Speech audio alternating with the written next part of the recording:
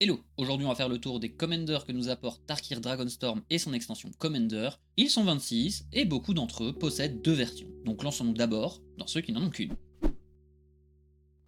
Avec Anafenza, elle coûte 3 dont un blanc, a le flash et l'initiative, elle aura surtout pour intérêt de rentrer en jeu au moment d'un board wipe, pour pouvoir garder un board dangereux pour vos adversaires. Il y a donc peu de chances que vous vouliez la jouer en tant que commandant, puisqu'il n'y aurait plus l'effet de surprise, et c'est son principal atout. Passons à Elsha qui est une 1-1 pour un Jeskai, il a le Pieto et la prouesse, et il vous fera un token moine avec la prouesse dès qu'il infligera des dégâts de combat à un joueur. En bref, le but sera de faire un tour de Storm pour faire une armée de tokens qui pourra attaquer au tour suivant. Et il est là le souci. Il faudra toujours attendre le tour suivant pour attaquer avec ce dernier. Donc si on doit le comparer au mentor du monastère, il sera moins bon que ce dernier puisque moyennant une carte qui donne la célérité, un tour de Storm peut suffire au mentor pour vous faire gagner une partie. Passons à Sarkhan qui pour résumer va être un deck tribal dragon. Lorsqu'il entre, si vous contrôlez un dragon ou révélez un dragon de votre main, vous pourrez créer un trésor. En gros, il rembourse le mana coloré utilisé pour le lancer et lorsqu'un dragon entre en jeu, vous pourrez mettre un marqueur +1/+1 sur lui, il deviendra un dragon et gagnera le vol jusqu'à la fin du tour. On est donc dans un deck agressif qui donnera peut-être trop d'infos, le tout en se fermant pas mal de couleurs concernant les dragons. Puis il y a Mirim quoi. On passe en mono noir avec CDC. Cette dernière est une 1-3 pour 2, dont un noir. Elle vous permettra de faire une réanimation Birthing Pod. Birthing Pod vous permettant d'aller chercher une carte dans votre bibliothèque avec un coût converti de 1 de plus que la créature sacrifiée. Sauf que cette fois, ce sera dans votre cimetière, et pour la réanimer. Elle ne possède pas la célérité, mais on parle d'une carte qui devrait chipoter si vous la placez dans d'autres decks, comme par exemple CDC ou Muldrota. Et si on ajoute quelques moyens de la désengager, on commence à bien en abuser. Mais en elle-même, elle ne devrait pas être la plus dangereuse. Surak ne peut être contré, est une 4-3 pour 3 dont un vert, et il a le Pieto. Il donne une protection à chacune de vos créatures, puisque si ces dernières devaient être ciblées par un sort qu'un adversaire contrôle, vous pourrez piocher une carte. Il n'est certes pas le meilleur commandant en mono vert, il est d'ailleurs un des seuls ne profitant pas de terrain ou d'une capacité pour cracher de grosses créatures sur le board, par contre il sera très bon dans ses decks, justement pour donner une protection ou un remplaçant aux cartes que vos adversaires voudraient cibler. Taigam est une 2-2 pour 2 dont un bleu, et il a la capacité fleurie. L'avantage de sa capacité sur Taigam, c'est qu'elle s'auto-active, puisque si vous lancez votre deuxième sort ce tour-ci, vous le copiez, et vous exilez le sort copié avec 4 marqueurs temps, et il gagne la suspension. La suspension c'est toujours intéressant, et ici, elle vous permettra à chaque tour d'exiler la deuxième carte lancée pour que 4 tours plus tard, elle devienne la première carte lancée, pour que la suivante soit exilée. En gros, il s'auto-nourrit, et c'est pas mal avec cette capacité, mais on y reviendra plus tard. Tersa est notre dernier commander n'ayant qu'une seule carte. Il a une capacité à peu près similaire à celle de Voix Lancinante ou Bitter Réunion, mais lorsqu'il rentrera en jeu.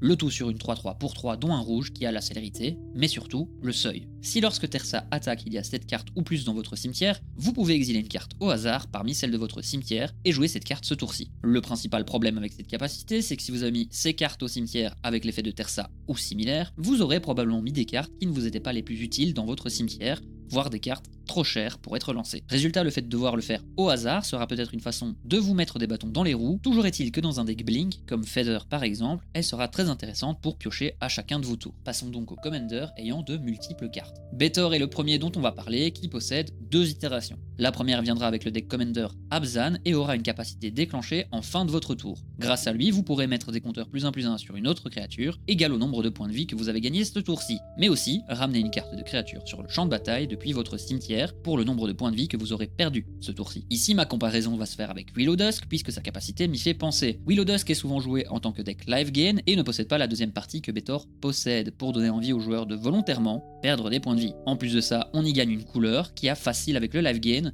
sans perdre le noir qui facilitera la perte de points de vie, le tout sur un dragon qui a le lien de vie, en plus de l'évasion. Pour sa deuxième itération, on va parler d'un deck Endurance. On peut le comparer à Doran, mais sans la capacité importante de ce dernier, ou à Arcades, mais sans une des meilleures couleurs pour jouer cet archétype, le bleu, qui nous fait disparaître Charix et la fierté au profit de Tree of Perdition et Unhallowed Phalanx. Je ne suis pas tout à fait sûr qu'on y gagne, mais au moins, on a des remplaçants. Dans les grandes lignes, Betor vous donnera un effet de fin de tour à chaque fois que vous dépasserez un seuil d'endurance total sur le board. À 10, vous piochez une carte en fin de tour, à 20, vous pourrez aussi dégager vos créatures, et à 40, chaque adversaire perdra aussi la moitié de ses points de vie. Cette dernière clause n'est pas la plus importante, mais dans un deck capable de bien se protéger avec ses créatures très résistantes, vous n'aurez plus qu'à attendre que la forteresse Abzan vous apporte la victoire, le tout en sachant que votre commandant commence à 7 d'endurance. Notre commander suivant avec 2 cartes dans l'extension est Eshki. Commençons par celle trouvable dans les boosters qui possède la vigilance, le piéto et la parade, et qui au début du combat pendant votre tour, si vous avez casté une créa et un sort ce tour-ci, vous donnera 2 compteurs +1/+1 et de la pioche. La meilleure idée que j'ai avec cette dernière serait de jouer Voltron puisqu'elle a de l'évasion, de la protection et un moyen de grossir. Vous pourrez donc chipoter avec les mages, cherchant des Artovs dans votre bibliothèque, il restera à être capable de jouer les 2 cartes en un tour pour pouvoir profiter de ses effets. Pour sa deuxième carte, elle sera plus directe. Si vous castez une créa, vous mettrez un compteur sur elle, si le sort a une force de 4 ou plus, vous piocherez une carte,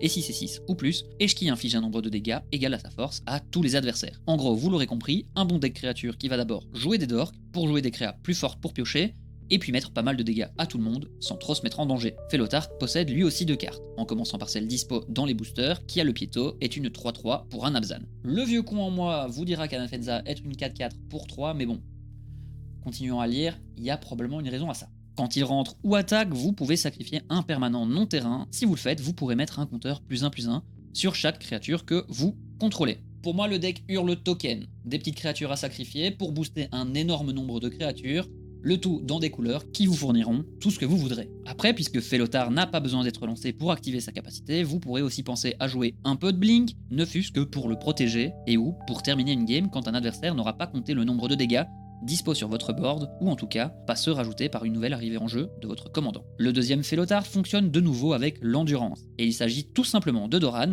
mais en mieux puisque vous aurez aussi droit à de la pioche. Pour cela, vous devrez sacrifier une créa pour piocher un nombre de cartes égal à son endurance, très bien dans ce genre de deck, et défausser égal à sa force, de nouveau, très bien dans ce genre de deck. On revient au défaut de Betor, il n'a pas Charix et il n'a pas la fierté. On continue avec Kotis, sa version du deck Commander vous permettra de lancer une carte de créature depuis votre cimetière en exilant 3 autres cartes. En bref, il donne Escape 3 à la première créa que vous lancerez depuis le cimetière ce tour-ci. Si une créature entre en jeu depuis le cimetière ou a été lancée depuis le cimetière, vous pourrez mettre 2 compteurs +1/+1 sur Kotis. On va donc se retrouver dans un deck ressemblant à CDC. J'adore ce Commander et pourtant Kotis ne me hype pas tant que ça. Autant quand Muldrota est sorti, j'ai longtemps hésité à faire de cette dernière mon nouveau commandant Sultai, autant Kotis m'a l'air un peu moins fort. Comparé à Muldrota, capable de ramener un permanent de chaque type par tour, et une CDC capable de profiter de chaque entrée d'une créa ou plus au cimetière pour créer un token. En gros, Kotis vous demandera beaucoup de meules pour bien remplir le cimetière, et de beaucoup de cartes de réanimation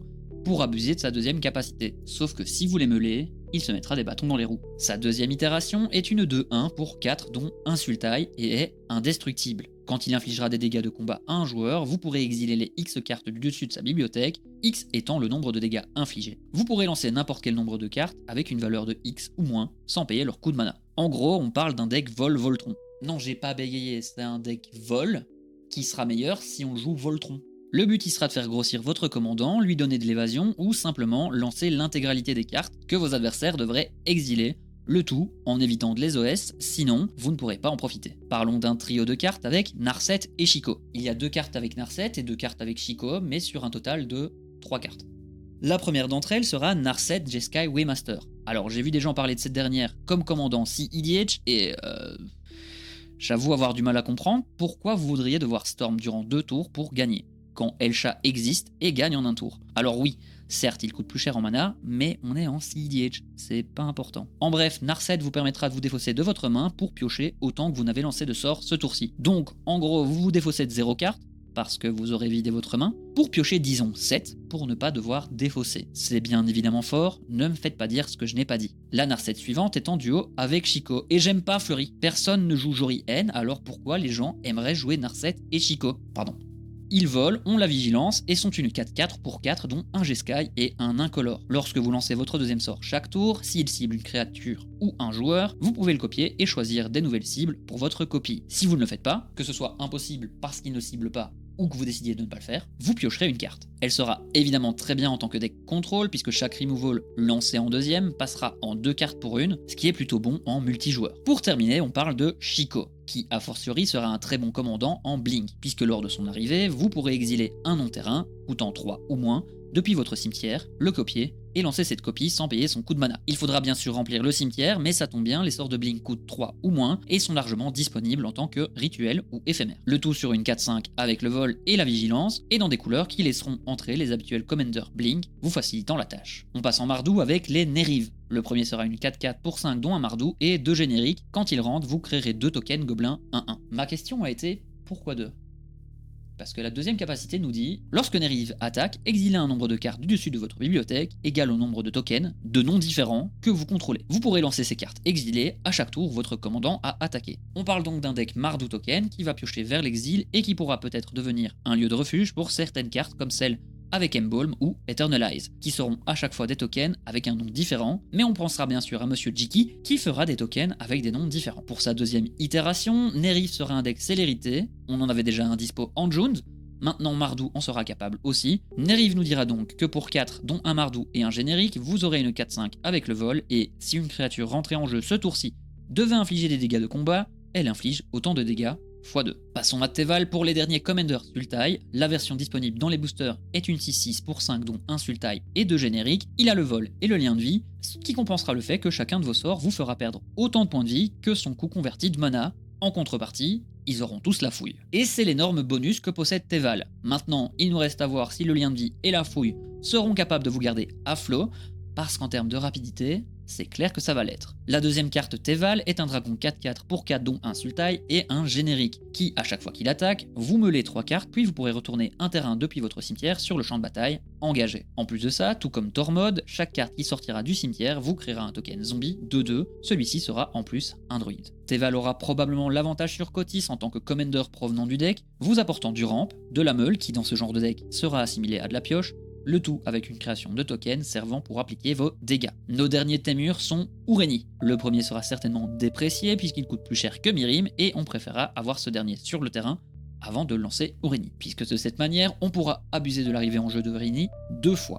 Son arrivée en jeu, ou une attaque de Sénardier, vous permettra de regarder les 8 premières cartes de votre deck et de mettre un dragon parmi ces cartes sur le champ de bataille sous votre contrôle. Vous comprenez donc qu'en tant que Commander Dragon, il y a mieux que lui. De plus, Mirim arrive un tour plus tôt. Après, si votre playgroup en a marre de Mirim, c'est le même deck, hein, c'est juste un peu plus faible. Pour sa deuxième itération, Ureni a quelques similarités avec Animar, avec la protection contre le blanc et le noir. Mais en plus, lorsqu'il rentre, vous infligerez autant de dégâts que vous n'avez de terrain, divisé parmi les créatures et Planeswalkers que vos adversaires contrôlent. Il servira bien évidemment d'énorme removal dans un deck qui jouera un max de rampe. Vous me direz, logique avec un commander qui coûte 8. Et qui abusera certainement de Dryad pour multiplier les tokens terrain, mais aussi de cartes comme Ashaya. On termine par Mardou avec Zurgo, qui ne s'entend pas trop avec lui-même. Peut-être un trouble schizophrénique, voire bipolaire. Les deux coûtent 3 mana, un de chaque couleur Mardou, et ont la mobilisation. Celui du deck Commander a mobilisation 1, et quand un token quitte le champ de bataille, piochez une carte s'il était attaquant, sinon chaque adversaire perd un point de vie, pendant que l'autre aura mobilisation 2 et vous empêchera de perdre vos tokens guerriers mobilisés en fin de tour en devant les sacrifier. Celui du deck vous sera donc utile, vous permettant de piocher si vos tokens devaient être bloqués et de faire plus de dégâts à l'image d'un Blood Artist si vous les sacrifiez en fin de tour. En gros, un choix cornélien pour vos adversaires, mais en plus de ça, il sera capable de vous protéger puisqu'un board wipe sera très vite dangereux pour vos adversaires, alors que c'est littéralement la chose qui fera le plus peur à un deck token. Dans le cas de Zurgo, provenant des boosters, il pourra abuser de tous les tokens qui devraient être sacrifiés en fin de tour. On y verra de nouveau Monsieur Jiki ou encore Delina, puisque vous pourrez garder toutes les copies de guerriers que vous aurez au préalable créées. C'est un peu niche, mais je suis sûr que vous pourrez trouver un bon guerrier à mettre dans le deck. Attention néanmoins, Monsieur Jiki aura le désavantage d'attirer le regard vers vous, et ce même si vous n'aviez pas planifié de l'utiliser pour faire un combo. Voilà qui fait le tour des commanders de Tarkir, Dragonstorm et Zedek Commander. N'hésitez pas à me dire dans la description lequel vous hype le plus. N'hésitez pas non plus à me retrouver en live les mardis, jeudis et vendredis à 21h15 sur la chaîne Twitch ADCisco, ou même dimanche prochain pour une nouvelle vidéo.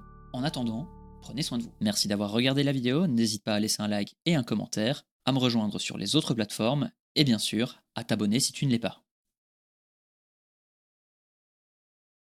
Tiens, t'es encore là toi? Non, c'est parce qu'il n'y a pas grand chose à faire ici en fait, hein. Enfin, à part si t'appuies sur un de ces boutons. Merci, bisous.